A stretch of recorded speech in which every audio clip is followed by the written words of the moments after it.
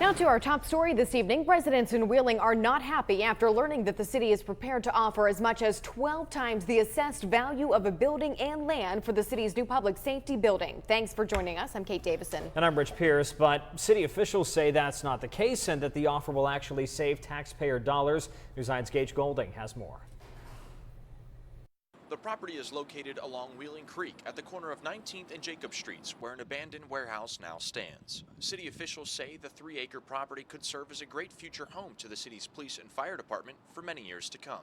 In November of last year, City Council voted to approve the project, moving forward with finding property and designing the building. That project was about a $20 million project at the time.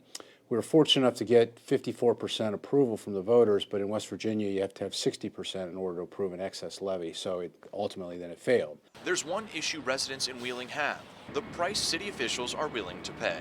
The land and building that the city would acquire was valued at just under $40,000 this year, far below the city's offering of more than $500,000. The assessed valuation may not be the market value based on an appraisal. There are several other properties in the general area that are assessed significantly lower than what an appraisal would show. However, Heron says the city isn't actually spending more money.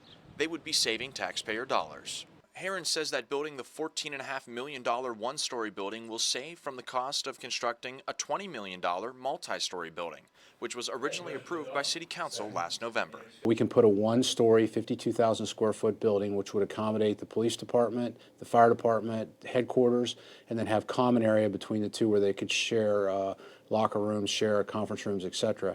But what makes this area so attractive to the city, so much to the point where they will spend nearly 12 times the appraised value? We don't have appropriate evidence storage. We don't have data computerization security that we need. We don't have sufficient workspaces for our police officers. We don't even have a women's restroom for employees.